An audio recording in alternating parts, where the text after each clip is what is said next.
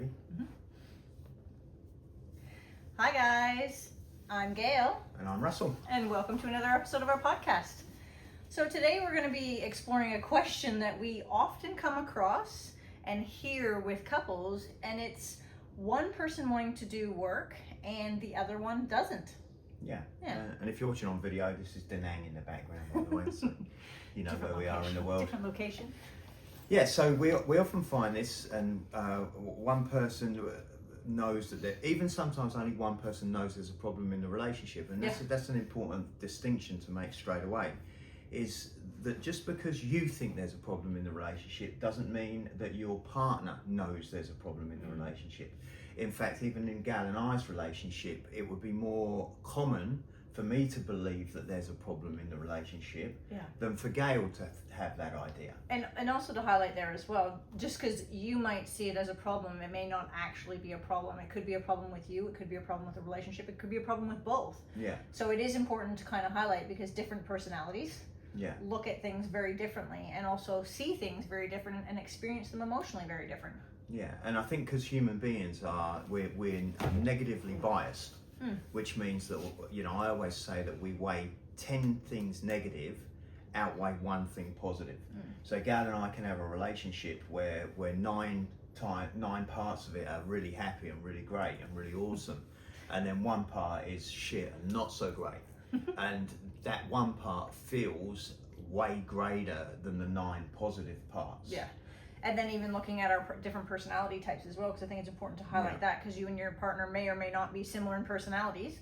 At a belief level, there's 2 beliefs. You either see the world too positively or too negatively, and Russell would be more on the too negative side if you go back in time when that was very prominent for him, and I would have been too positive. And always the balance is how to find that happy medium inside of life, which is part of the growth journey that we've both gone on. But like, if we go back in time to when we first would have been looking at the world, I would see things too positively and he would see things too negatively. Yeah, we talk about that as being a filter. It's almost like we talk about these filters that the mind has, that you filter the information of what is out there that we call reality, which is why there's so many different versions of reality, because we're not actually reporting on what reality is, we're reporting on what reality looks like to us after we filtered the information. So one of the filters is too positive and too negative. Is too positive or too negative. So she views the world, generally speaking, too positively.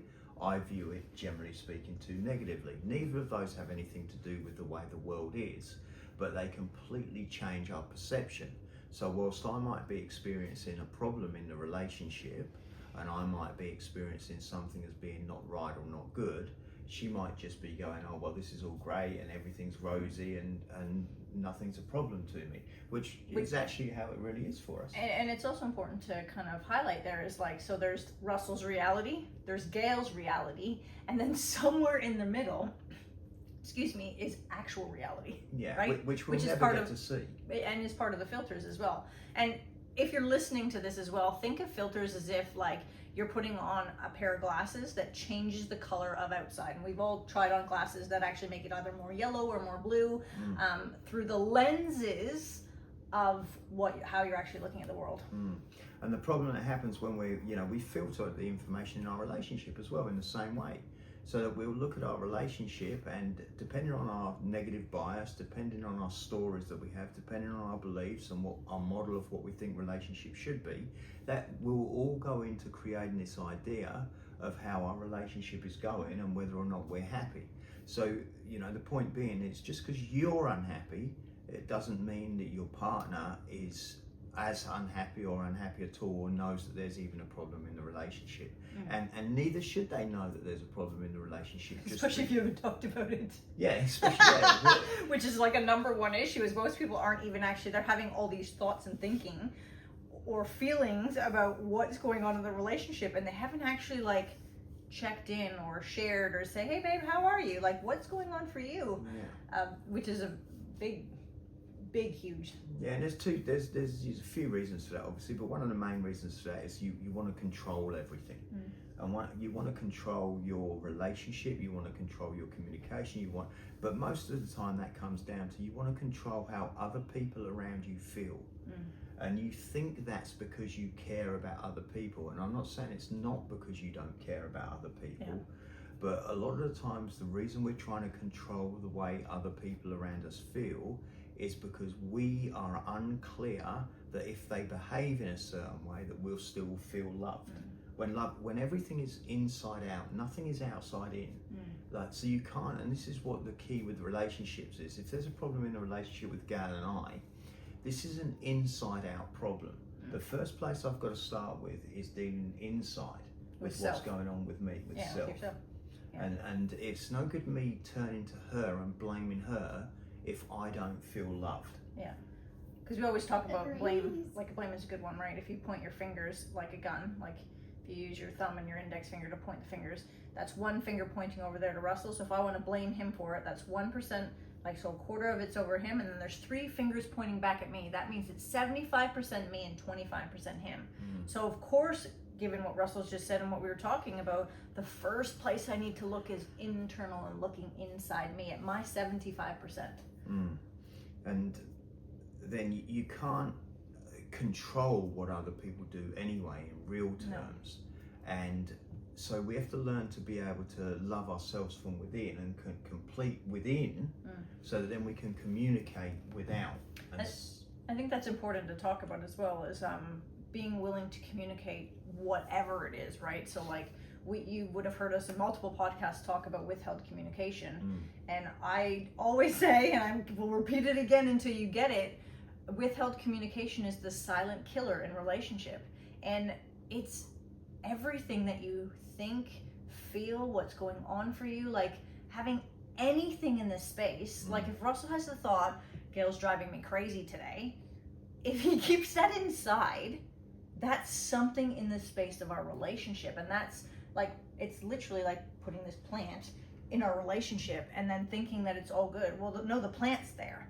Like, there's a withheld communication, something that needs to be shared, and there might not be anything to do with it. Some things you communicate and share, it's just kind of like, oh, okay, and they're like a nil point. And other things may actually be a something that needs to be worked through, communicated further, a deeper conversation. But if you leave them as unspoken, they cause a problem. If you know, and one of the, what happens with a lot of times with communication is we're actually right that she is the problem or he is the problem. We're inside of us, we have the ego-driven mechanism that wants to be right. And as soon as we want to be right about something, it actually stops communication, because we make this big story up about it in our heads and in the way we could communicate it, and we lose the ability to say what's there because we believe that they are the problem. So a simple communication that might be just expressing how you feel. Look, I'm really struggling in the relationship right now. I'm really finding it difficult. There are many reasons for me finding it difficult, and I'd really like to work on our relationship because it's really important to me, and I'd really like it if you would work on it with me. Would you be interested in that? A lot of the times we haven't expressed ourselves in that way, and because we haven't expressed ourselves in that way, it doesn't create the opportunity for the other person to be able to come on board. We express it more in a thing of like, this relationship's really not working. I'm really not happy. You know, you do this and you do that, and I don't know how to deal with it, and it really makes me angry when you do. And we come across as criticizing, critical, blaming, pointing the finger. Something's wrong with you. And to chunk it down and put it in its most simplistic form is, if you take the communication, like the topic that we're talking about here, which is I want to work on the relationship, and you think your thoughts are that your partner doesn't. If you take the conversation initially back to I, so like, I feel like I would like to work on the relationship. I'm really struggling. I'm hurting. I'm distant. I'm lonely. I'm anxious. I'm depressed. I'm concerned about what communicating this to you is going to do. I don't feel I'm like I can. concerned that if I say this to you, you might get upset. I'm concerned this might put you over the edge. I'm concerned this might make it worse. And I'm sorry if this hurts me saying this. I just want to be able to open up and start a conversation. because I know, you know, the relationship at the moment doesn't feel like it's going anywhere, and I'm frightened it's going to end. And if we don't start a conversation, I'm almost certain it is going to end. And just to point out the fact here as well is, guys, if you are waiting till breaking point to start working, that is the time you have to get support, input point in your relationship. The optimum time to work on your relationship is when things are great, because then you prepare for stormy seasons, which we all have. Every relationship goes through ebbs and flows and different seasons and different experiences and ups and downs and rounds. But it's like when you're at that breaking point, you have to start having the conversation. Like you're at that point where you've got to start doing the work. So what should you do? So like if we're talking to people right now, like what should you do if you feel like something needs to change, work needs to happen, input is needed, or at least and the input could just be starting a conversation. So what should couples do? Yeah, well, I think the first thing we got to do is we got to start to prioritize our commitment to make the relationship great again, to fall back in love, to really create a deeper connection and a deeper intimacy, no matter where you're at. It's almost like we have to take the focus off of what's not working for us and what we think might be the problem with them, and get the focus more onto what we want to create. We want to create an excellent relationship with open communication. So I always say you have to be the change that you want to see in others. So if we want to create a relationship with open communication where we're both being able to say what's there, not in a hurtful way, not in a negative way, but in a way that empowers us towards greatness, empowers us towards a fantastic relationship, we have to use that commitment to be able to have a conversation with our partner and start it off with, and like Gail was saying just then, really owning the I statements. Yeah, it is important to have the I statements. Yeah.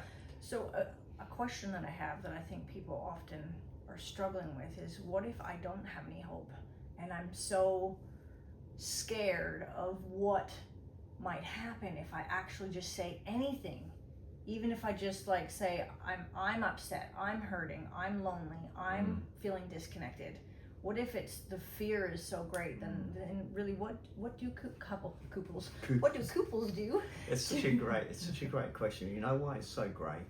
It's because what was the question Gail asked me there? Is what if couples say, I'm frightened if I say anything that it would like cause, what did you say? Like, would it, well, just I'm so afraid of what it might cause. What it might cause. There's always this thing in the back of our mind that is like the communication blocker, and if you can uncover the communication blocker, you can actually communicate. So if you consider what the communication blocker is, in this case the communication blocker is I'm frightened. I'm frightened this might actually, like, I don't know what this will do if I actually say anything. And I think the question is the question, right? Yeah, whatever the thought is that you're having, if I can the communication blocker. The blocker, like, I'm terrified of actually saying anything, because what if I say something and it completely implodes? That's actually the conversation starter. Yeah. It's, hey babe, hey Russell, like, I feel like I want to talk to you right now, but I'm so terrified that if I say anything, like, this might be the straw that breaks the camel's back. That's the saying, right? Yeah. And so what you have to find is you have to find the communication blocker and get that out first. Yeah. That's the very first thing you have to do. If you feel stuck in your relationship, you have to find the reason, the story, the idea you have in your own mind that is about why you think you can't talk about it. And I think that that's a really important thing to really hone in on, is people don't feel like they can say the blocker out loud. Yeah. Like, even if the blocker is, there's pink elephants in the room and they're running across with like umbrellas. Yeah. Say the thing, right? Yeah. And I know that's like gibberish, but whatever the thing is that's actually the place to start, because from there words will come out. Yeah. But if you don't, it's funny, if you don't get the communication blocker, withheld communication map on, out of the space, it's gonna sit there. Yeah. Yeah. Like your terror or your greatest fear around what might happen is gonna sit there in the space whilst you're trying to have a conversation. Now, if you think of it like that, right, it's like there's like a something between Russell and I. If I leave that communication blocker in the space. Yeah. And so the communication blocker could be, I mean, I say it's simple, but they're not. They're always complicated They because feel complicated. the ego, they feel complicated Yeah. because the ego is driven to be right and protect these things. It's trying to tell you really that you can't have everything you want in the world, and which it is not feels true. worse in your mind, right? Like, Yeah. I think that's important. Like, the thought of saying the thing is far greater in your own head Yeah. than it is when the words come out. I mean, look, we spit these things out as if they're nothing, but if you could just get that one concept, the idea of what's in your head and saying it out loud feels way worse when it's in your head. The moment it comes out, it's like, Jesus, why was I struggling so much with that? Yeah. And so, you know, in some cases you could have in your mind, you know, like I'm so concerned, and I have this desire to control the way that you feel about what I say. Yeah. And it completely stops me speaking. Or I feel like I'm walking on eggshells and I don't want to say this thing because I already feel like I'm tiptoeing and dancing around everything that's going on because I'm afraid that if I say something, you'll erupt or you'll explode or I'll get angry and you'll get angry or it's going to head into a fight, and I don't want that. But just imagine for some of you, if putting yourself first for a minute, and actually, you know, a lot of times what we do is we want to take so much care of other people. We forget to take care of ourselves. You have to, care starts with you. And if you can't take care of yourself, you can't ever take care of other people. Well, your capacity to do it is diminished. It's diminished, and it's not really there. It's kind of like, you know, I haven't taken care of me, so then I have no space to parent, to run a business, to be a wife, for example, if I look at myself personally. So imagine if that is your thing, that you're worried about how they're going to feel about what you say. Then I'm so worried about how you're going to feel or take what I'm saying, and I can't speak. That I feel like I can't speak. I don't want this to land as hurtful. And I mean, we've had these conversations over and over and over, so I know they're rolling off our tongue like as if they're not a big deal. But go back even into my previous relationship. The thought of speaking or sharing what was going on inside was like, you might as well cut off an arm. And I think that's how it feels. Yeah, it is. It's like coughing up. It's like a cat coughing up a furball. Yeah. It completely gets stuck in your throat for but with a cat, they'll choke it up in like 3, 4, 5 minutes. But with a human being, we'll keep them stuck for 10, 20, 30 years and then keep complaining about it. And then how many furballs do you have stuck inside? And Gal doesn't even know this yet. I haven't even brought it up with her yet. This is fun. But I I felt really criticised by something she said to me the other day. And I didn't mention that I felt criticised by it. But what I want to get here is so telling her, hey babe, I feel criticised. That would be talking about the thing, right? And that's one level of letting go of communication and getting the communication out there. But the level we're talking about here, the communication blocker level, is not telling her that I feel criticised. The communication level blocker would be, hey babe, I'm really worried if I tell you how I feel, that's going to upset you. That then is going to cause me pain or cause a loss of connection in the relationship. I can't handle. That would be really cool. I do know exactly what it was. Yeah, I've been saving it, holding on. For hair? No, not for hair. No. Why not? That would be so fun. Later, it's for another podcast. Oh, okay. Now, what was I saying? So I don't know. I'm so intrigued right now. I know. Yeah, so stay on topic. It wasn't. It's nothing big. It's just anyway. I'm completely off track now. I've got to remember what I was talking about. For fuck's sake, seriously. Sorry. So we want to get the communication blocker out, but what we're saying I already feel so distant in the relationship, like there's so much pain, like I'm experiencing so much loneliness that I'm unwilling to express how I feel at any level because I don't want to experience more of that. What you're saying is your trauma, your pain has reached a point, a limit. And this is what happens in relationships. You're both experiencing reactions and reflections in your relationship that remind you of past trauma. And because of those past traumas... And map on traumas if trauma seems too great for you, to past hurts, to, the teasing in the playground, to the bullying, to the, mum and dad saying something, to siblings, like sibling stuff that goes on. Like, it could be anything, right? So, like, I know because some people hear trauma and think, I don't have any trauma. Well, every single human being has trauma. They just might not refer to it as trauma. So it's hurts or upsets or things that have gone on. And I'll talk about capital T trauma and little T trauma. Doesn't too much matter. Well, I mean, obviously everyone's going to choose a little T trauma over a capital T trauma, but it doesn't too much matter to the emotional self and the psychological self and the mental self. Which trauma you've experienced, they all play a role in relationships. Yeah. As to being, when we're experiencing pain, and this is kind of like the ego does this anyway in life. When it experiences pain, it always looks outside to blame. It never looks inside. And one of the key things that create growth in life is when we can start looking inward, and relationships especially. When we can start looking inward and start being responsible for how we actually feel. Well, and even if you take so one of my childhood wounds, if we want to use an example for example, I've been calling out my criticism wound and articulating how often and how frequent that is just like running riot in my mind and my body. And the more I do that, the less power it has in my life and in our relationship, because it has Russell go like, wow, no way. Like, he in some ways would think like, oh my gosh, does she actually realize how often that's happening? And it's not up to him to point it out. It's up, because if he does point it out, that's a whole other layer. Because she feels criticized. Because the moment he points it out, I feel criticized. and just going deeper into that, anybody that criticizes, and this is often happening in a relationship, and this is why you've got to be so careful with these communications. Sorry, Bo, I don't know if I'm going off track with what you're saying here, but it's relevant.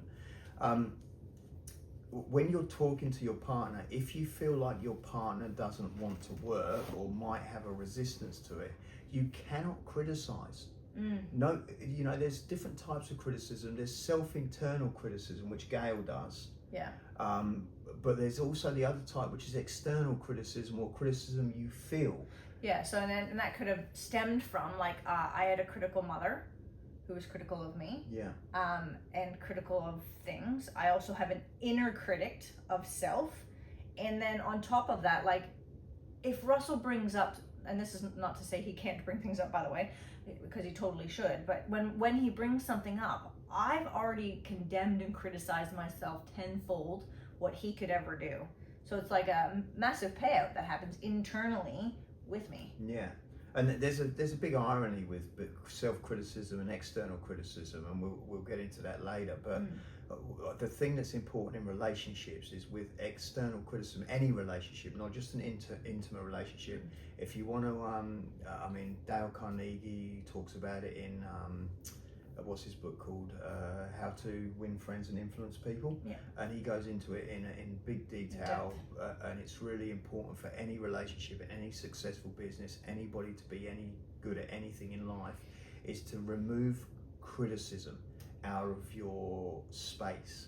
Because what happens when you criticize anybody, and just think about this in your own life right now, if you've ever been or felt criticized by anyone, or if you have ever criticized another person, whenever you criticize another person or a person feels criticized, they become defensive. But nobody ever listens to your criticism and says, oh, thank you so much for criticizing me. I'm really going to take on the fact that you think, what did Gail say about me? Oh, this was the thing actually that started it, was about sleeping, being loud when I got up in the morning. That was the thing actually. So, Gail said to me, I was loud apparently when I got up, and I wasn't loud, I was just being normal. But to Gail, she's trying to sleep, we were in the same room, obviously, that's loud. Then you have to accentuate that, because I have a sensitivity to sound. So in sleep mode, when you think the whole house is silent, right?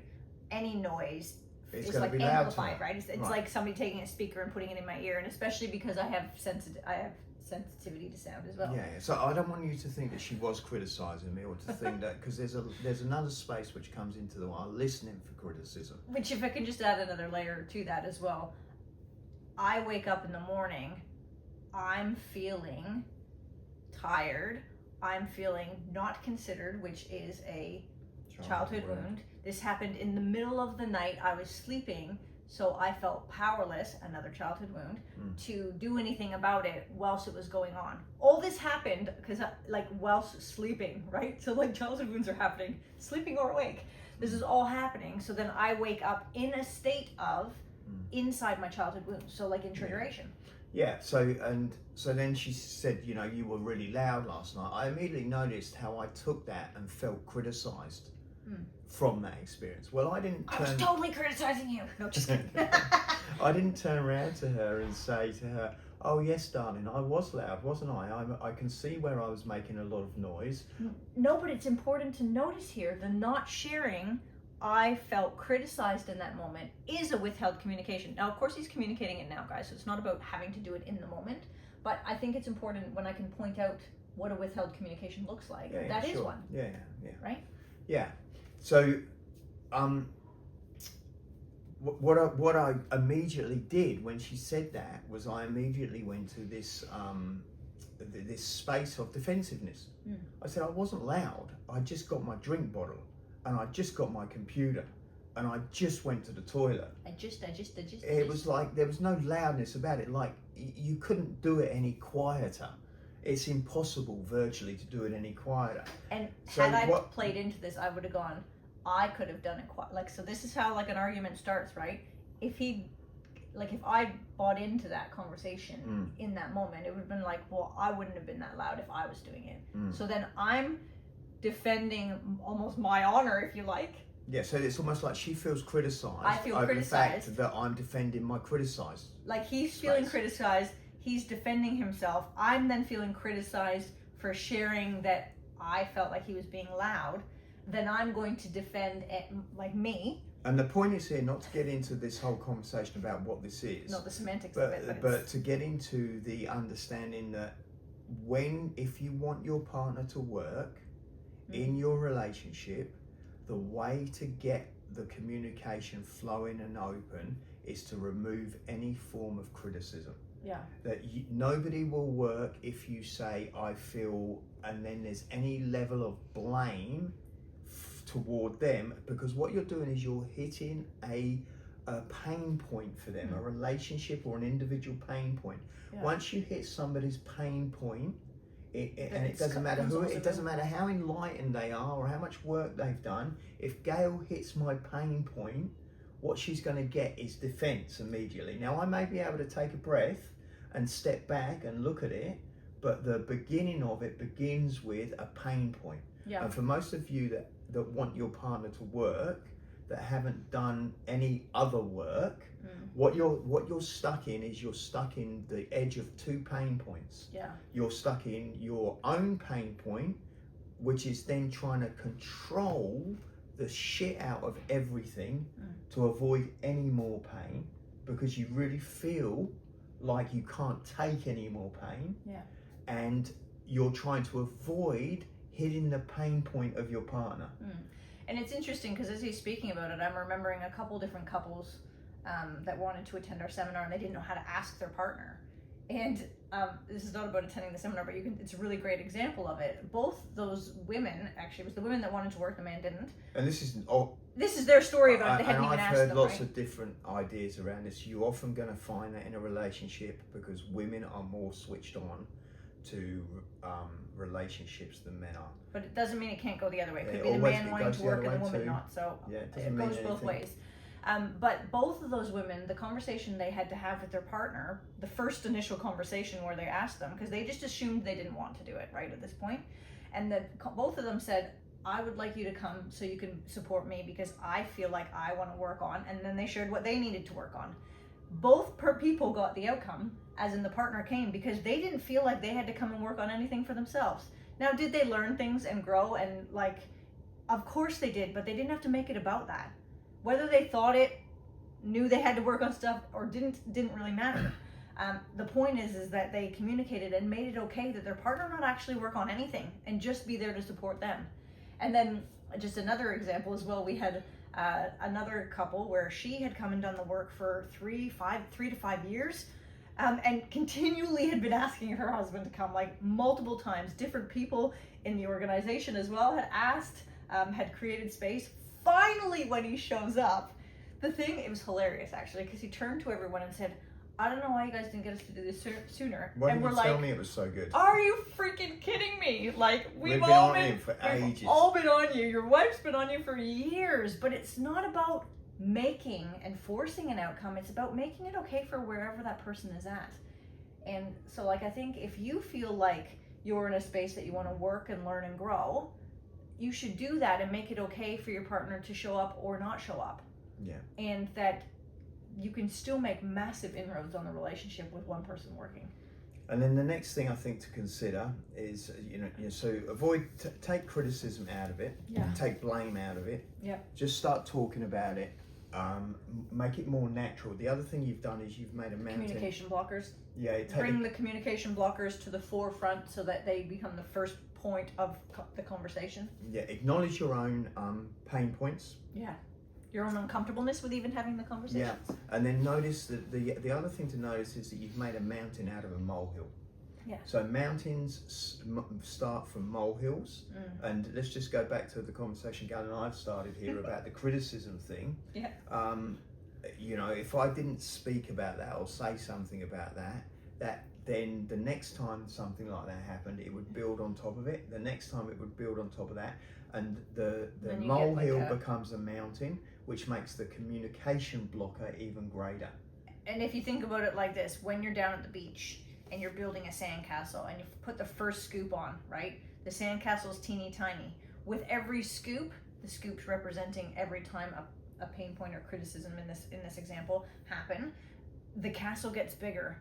And then all of a sudden you've got this massive castle in front of you, instead of, the wave coming and washing it away and actually getting it out of the space straight from the get-go. Just to put a metaphor in there. Yeah, nice baby, I like it. Thanks. So that's what you've done over years, right?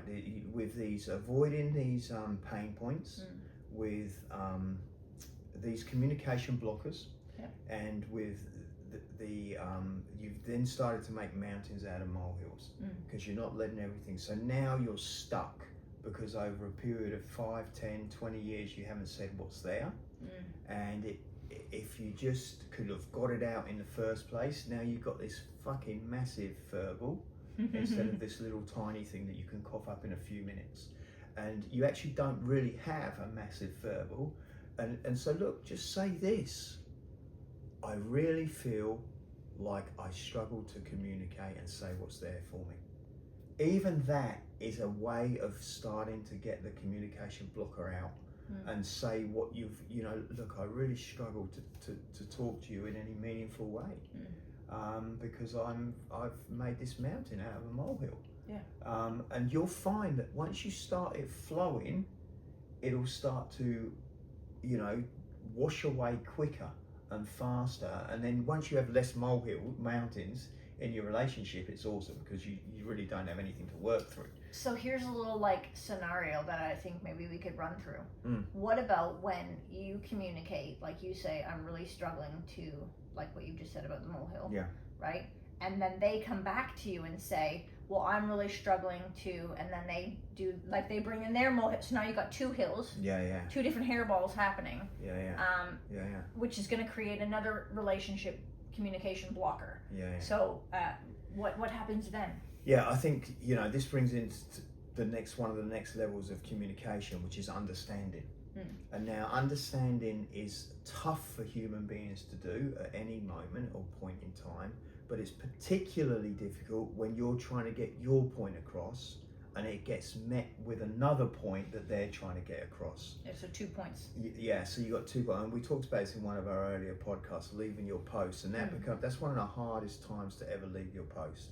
When you've shared something and you want to talk about what you've yourself, shared. Right? You put in your relationship blocker or your communication blocker. So this is what I'd say. Remember, we're talking about here, if you want to work and your partner doesn't, right? So let's just assume that you've taken this on and you've said what Gail just said, you've shared something that I feel like I can't communicate. Yeah. And then you remember you're the instigator. Yeah. Okay. So as the instigator, your job here is not to have your feelings heard or understood. Your job is to start to get your partner on board with working. And this is really important.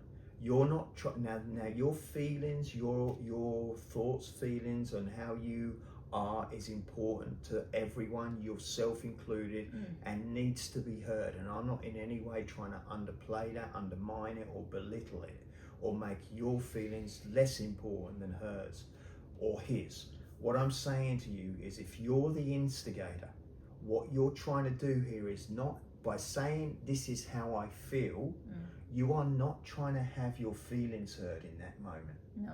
You are trying to start a conversation where you can have them explain how they feel. Because if you can have them explain how they feel and you can understand what's going on from their point of view, and you can really listen without, and now I know it's hard. You've got your own communication blockers, you've got your own mountains you've made out of molehills, you've got your own pain points, you've got all of this stuff going on. I know it's hard. So do you want to do that scenario? You tell me you're criticizing and I'll tell you how I was feeling, because then we could actually mock it. Yeah, so let's just say I want Gail to work, right? Let's say in this instance, I want Gail to work because in this relationship, I feel that her critical mind criticizes me all the time. Let's forget about my responsibility and my listening side of it, which is I'm taking on that as criticism. Let's just assume, for argument's sake, that I'm feeling criticized in the relationship, and that makes me feel not good enough, which makes me feel like I'm not doing a good job, which makes me feel really unhappy, and I want her to work. But she has no idea that I'm unhappy or that there's anything wrong, and she has no idea even that she criticizes me. So let's assume that that's the case. And I've approached it a few times, and every time I approach it, she falls on deaf ears. She doesn't want to work. So my job here is to get her to want to start working, okay? It's not to have her hear that I feel like she criticizes me. Babe, I feel really stuck and thwarted in my communications with you, because I feel like whatever I say comes out of my mouth next, you're going to feel criticized. What does thwarted mean? Because this is the real life, right, guys? So I'm not thwarted means not able to move forward, stuck. Oh, okay. Like I feel really stuck as well. Like I feel like I can't talk to you either, and like things can't move forward either. Wow, do you? I can't believe that. Like all this time I haven't been speaking about it, and you feel the same way? Yeah. No way. Tell me more about that. It's really funny. Sorry, just to pause. I actually meant go through the scenario from the other morning so that we could actually live workshop it, because then it's a real life thing. I'm not doing the other this morning. I'm not talking about that. That's a bit confusing for me. Okay, I'm talking about how you get the other person to work. I know, but what I'm saying is that's what she said. For me right what now. she said there is she started to talk about herself, and what she was saying was how she feels criticized. What I'm saying is my immediate reaction to that would be, well, wait a second, I wanted to tell you about how I'm criticized. That's the immediate reaction that I want to talk about.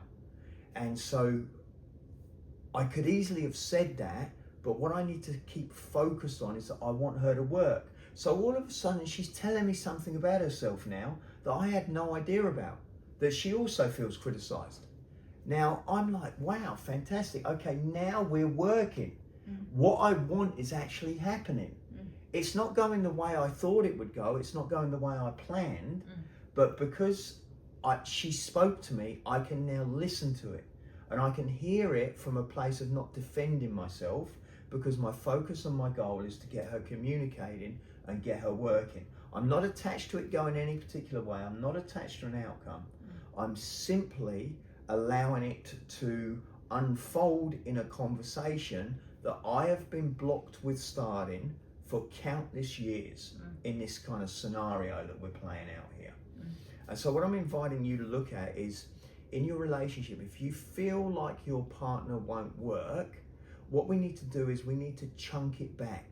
What we always do is we want the outcome that we want ultimately, immediately. And so we don't chunk it back. So what I'm saying to you is, let's forget about getting your partner to work right now. Let's forget about getting the relationship to be the wonderful, best relationship you've ever had. Let's just start talking. Let's just, fuck me. Isn't that so simple? because that's the thing, guys, is most of the time you're controlling your feelings and your thoughts and what you think the conversation is going to go like, or you've premeditated a whole conversation or multiple scenarios of how the conversation is going to go, instead of just go and then starting a conversation going like, okay, I've got A, B, C, D, E, and F version of how this could go, and then all of a sudden H shows up, and then you're like, ugh.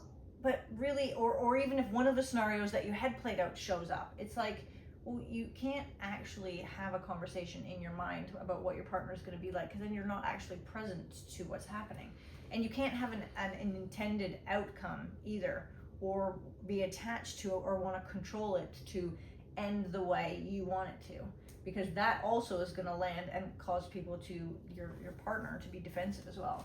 And I promise, whatever you get out of your mouth, it might not be the thing that you've rehearsed 1,000 million times in your mind, it's not.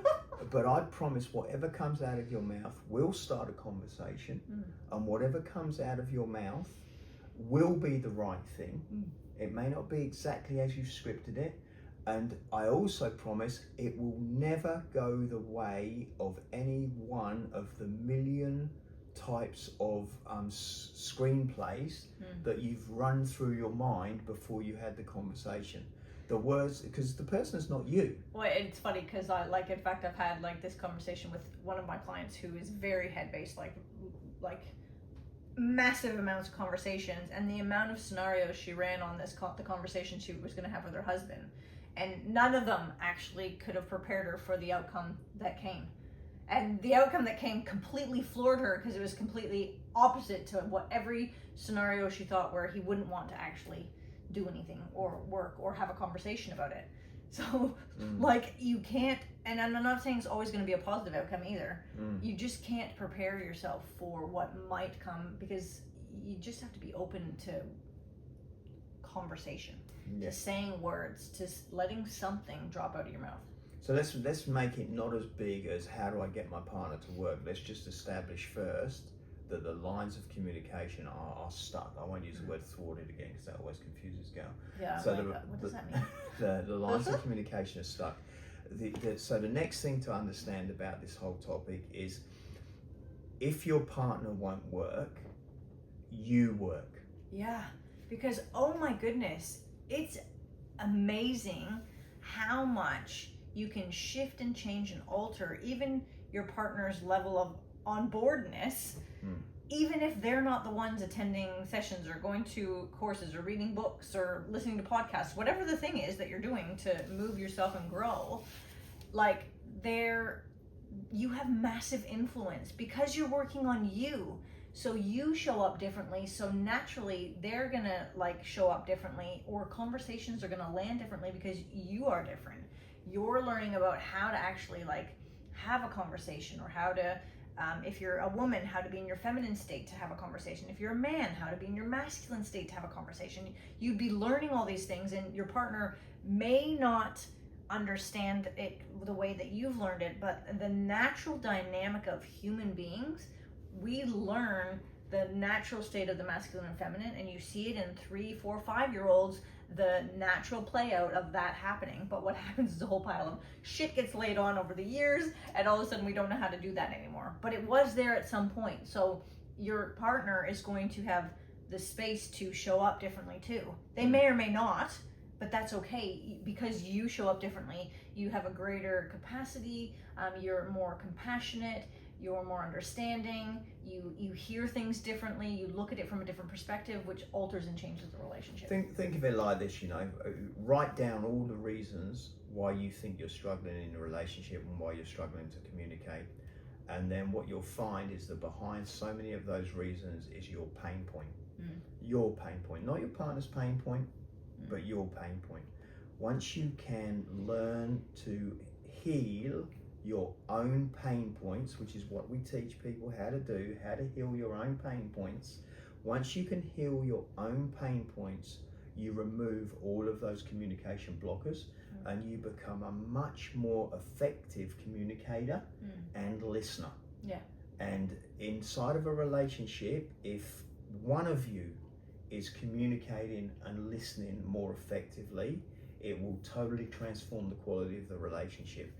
And we talk about having this wonderful relationship of sacred love, of really getting this heart-to-heart connection, this massive intimacy, you know, and the point is that's really elevating the relationship for the people that want to go to the top of what's available in this life with a relationship.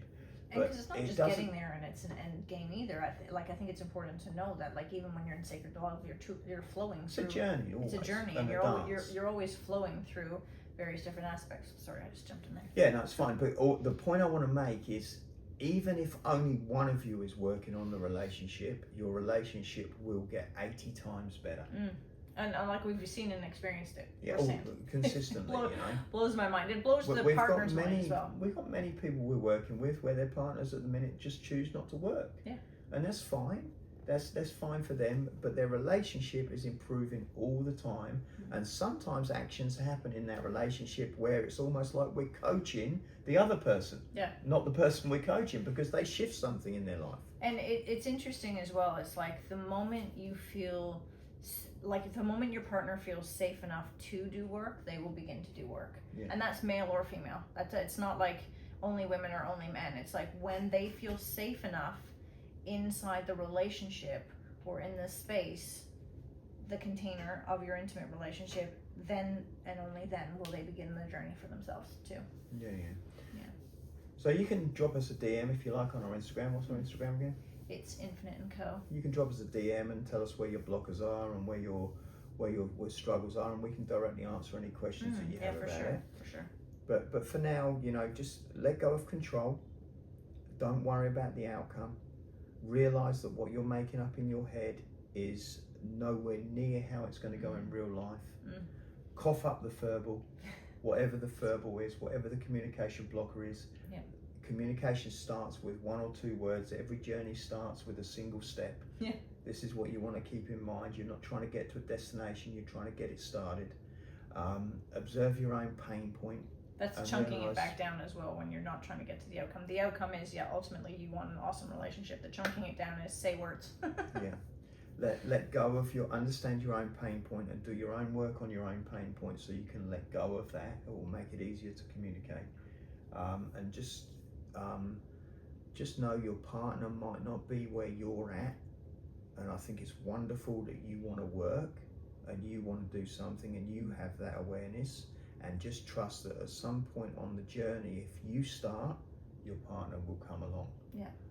Just realize that you've made a mountain out of a molehill. And the way to start washing away the sand is to start getting the communication out there at any level.